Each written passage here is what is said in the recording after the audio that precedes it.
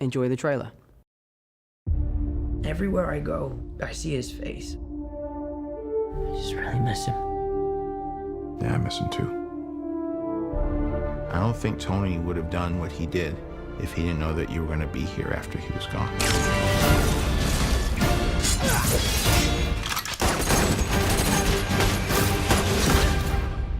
You gonna be the next Iron Man now? Well, no, I don't have time. I'm too busy doing your jobs. What? I'm kidding. Look, keep up the good work. Because I am going on vacation. Heads up, Nick Fury's calling you. I don't really want to talk to Nick Answer Fury. the phone. Why? Because if you don't talk to him, then I have to talk to him. I don't want to talk to him. You sent Nick Fury to voicemail? I gotta go. You do not ghost Nick Fury. What up, dorks? What's up? We're just talking about the trip. I'm here in St. Marco Polo's. Oh, I think MJ really likes me. that reminds me when I first fell in love. You're a very difficult person to contact, Spider-Man. This is Mr. Beck. We could have used someone like you on my world. Your world? Beck is from Earth, just not ours. The snap tore a hole in our dimension. You're saying there's a multiverse? We have a job to do, and you're coming with us. There's gotta be someone else you can use. What about Thor? Off-world. Captain Marvel. Unavailable. But I'm just a friendly neighborhood Spider-Man. Bitch, please, you've been to space. What do you want, Peter? I want to go back on my trip with the girl who I really like and tell her how I feel. MJ, I am Spider-Man. No, of course I'm not. I mean, it's kind of obvious. You're right, you may not be ready, but this is my responsibility. Saving the world requires sacrifice. Sometimes people die. Oh my God. I just always feel like I'm putting my friends in danger. The world needs the next Iron Man. You going to step up or not? I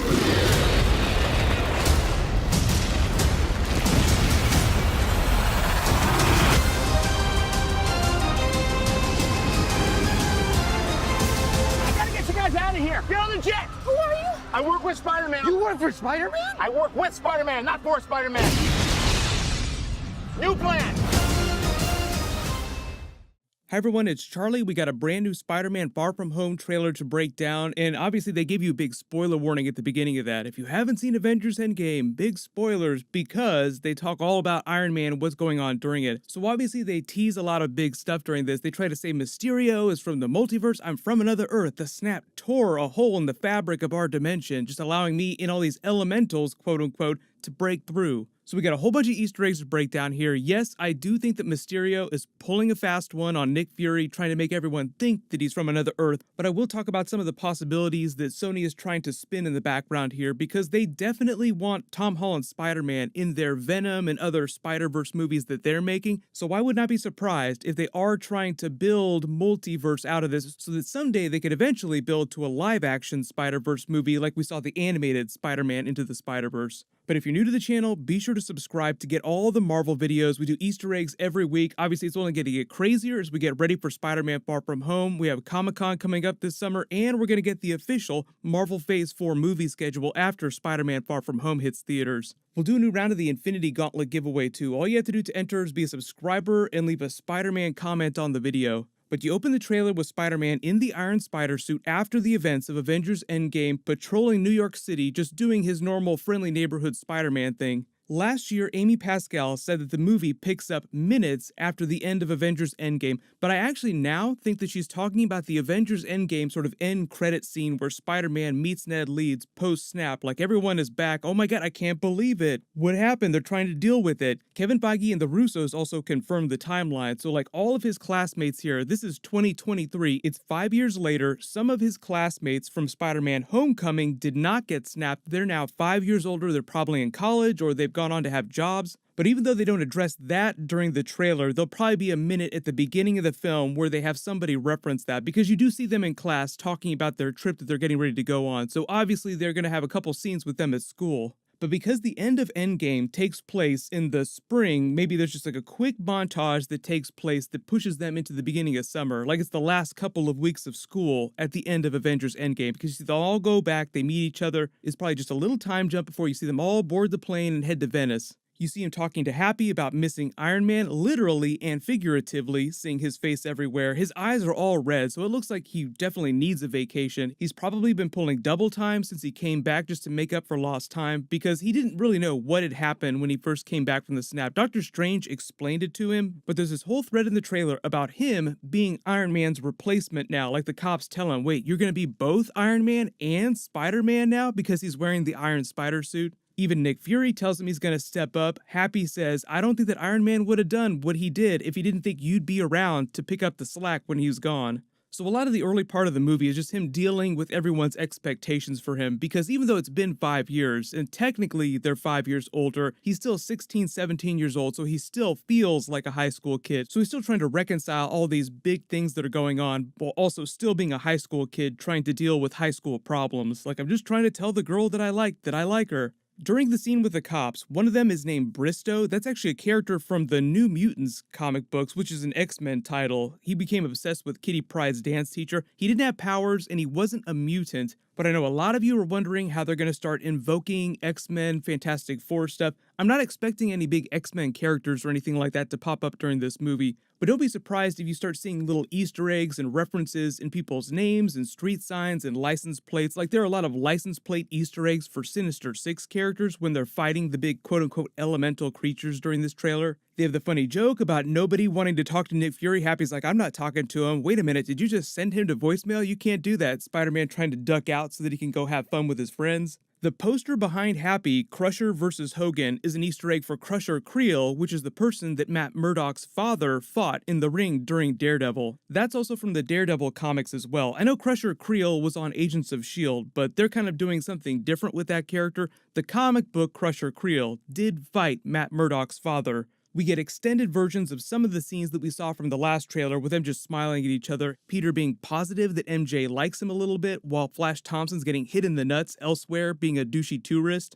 There's a funny line from Ned Leeds about remembering the first time he fell in love, because apparently during the course of the movie, he's going out with Betty Brant, which is a bit of a comic book Easter egg, because adult comic book Betty Brant was with adult Ned Leeds when it was found out that he was the Hobgoblin. It was part of that whole saga, even though I don't expect this version of Ned Leeds to ever become a version of Hobgoblin. There's a little bit of new dialogue from Nick Fury. You're a hard man to get a hold of, Spider-Man. He takes him to the Venice canals to what we now know is a secret S.H.I.E.L.D. base with Maria Hill, and introduces him to the Quentin Beck Mysterio, who apparently says that he's from an alternate Earth. We could really use someone like you on my Earth. Wait a minute, there's a multiverse and Spider-Man's brain sort of exploding as he tries to take it all in, and he's buying it hook, line, and sinker. So here's where we get to the Mysterio plot of it all. Obviously, we've heard what they've said about the character before this. Like they said, oh, Mysterio is going to be a hero during this movie, but the new stuff is all this multiverse explainer they're trying to throw at us. Per Mysterio, the snap tore a hole in our dimension, allowing all these elemental creatures and Mysterio to come through. So he's chased them to our Earth to help us clean this up.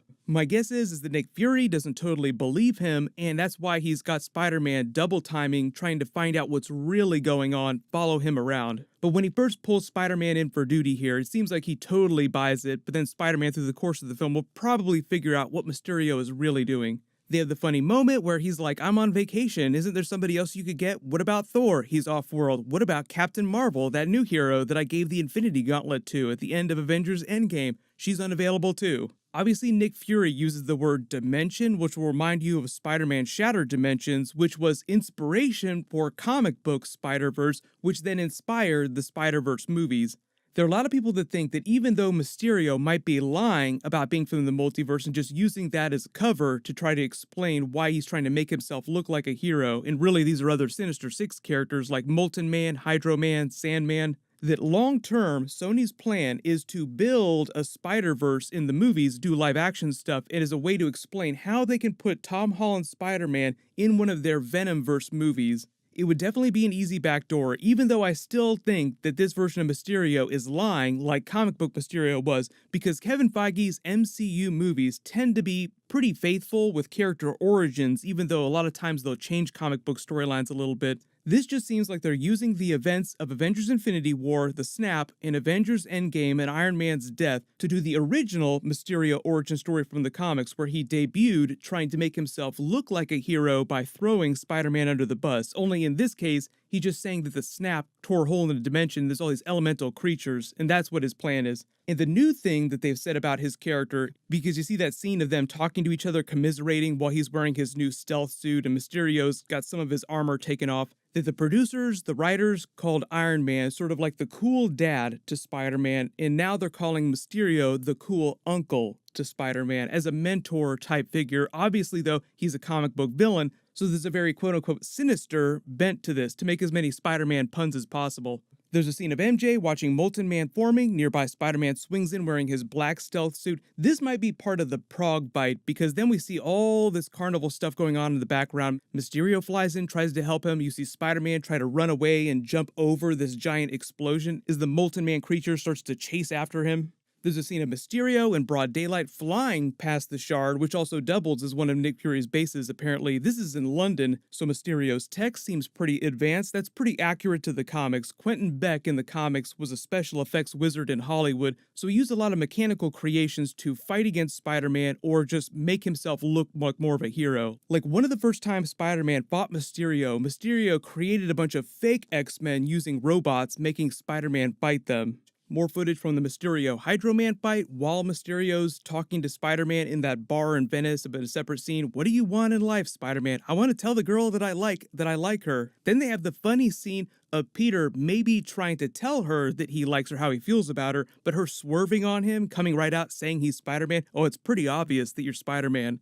I'm actually happy that they're doing it this way because they're trying to set up the MJ character in this movie as a really smart person. Of course, she would probably figure out that Peter is Spider-Man because at this point in his career, as badass as he is, he's totally bad at the cloak and dagger secret keeping aspect of everything. There's a much larger version of Molten Man and a way longer version of the bridge fight scene at the Tower Bridge of London from the last big trailer. Mysterio flying into action while Spider-Man's tour group runs to safety. The scene that happens right after this is probably the funny, happy scene that they tag at the end. Okay, we all have to get on the jet. Everybody, big plan. I work with Spider-Man. Flash Thompson freaking out. Wait a minute, you work for Spider-Man? And he's filming it on his camera to post on social media, and Happy just trying to explain to him what his relationship with Spider-Man is. More footage of Mysterio explaining how serious the mission is, how this is his responsibility to see it to the end, talking about saving the world, how it requires sacrifice, riffing on Iron Man's legacy, saving the universe with the Infinity Gauntlet, the Avengers during Endgame. Sometimes people die. Maybe this is actually when Spider-Man opens up to him about his grief at losing Iron Man, worrying about putting his friends in danger because of his secret identity. Like I said, before Spider-Man probably figures out that Mysterio has been lying to him this whole time, he's sort of the cool uncle mentor type person to Spider-Man. There's a separate scene of Spider-Man playing with Iron Man's trademark glasses. These are the ones that you saw him wearing during Infinity War, then again during Avengers Endgame. They were made out of nanotech during that. I don't know if this is a separate dedicated pair or if it's also nanotech like the ones that Iron Man used. But you see him in the back of Iron Man's jet from earlier in the trailer with that special new gauntlet tech on, and it looks like something that Iron Man made for him. Maybe that has something to do with the new versions of his spider suits that he wears during the trailer, like the black stealth suit and then the newer black and red suit. There's more devastation from the Sandman fight we saw Nick Fury, Maria Hill involved in. Spider-Man says the world needs the next Iron Man, and they're sort of trying to juxtapose all the stuff that Mysterio is doing and all the stuff that Spider-Man is doing, and him seeing Iron Man's face all over the place, like he looks at the little shrine of Iron Man with the candles all around it. It also reminds you of that funny scene from the last trailer where his tour group is looking at the news footage of Mysterio fighting, saying he looks like Iron Man and Thor rolled into one. So I think part of the idea is that Spider-Man sees this and is like, oh wow, this Mysterio guy, he can pick up the mantle and take all this responsibility so I won't have to worry about it that much. I can just still be friendly neighborhood Spider-Man. But as we're all probably expecting, maybe there's a big Mysterio swerve during all this. He's lying about it. Spider-Man will have to take him down and end up stepping up the way that Happy's telling him and Nick Fury. Like Nick Fury literally tells him during the trailer, it's time for you to step up. So everybody let me know in the comments, do you think that Mysterio is lying about being from an alternate Earth and using the snap and the multiverse and Avengers Endgame to try and pass himself off as a hero with these elemental creatures that also might be Sinister Six characters because of all the toys they're selling? Like, they're literally calling this guy Molten Man, they're literally calling this guy Hydro Man, so it does seem like they're backdoor including Sinister Six characters. There are more Avengers Endgame, Marvel Phase 4, and Spider-Man videos that I have planned for later this week, but leave all your questions in the comments below and I'll try to address those during those videos. I'll name a new giveaway winner when I post new Marvel, but my next video will be that Game of Thrones Season 8 Episode 5 trailer video, so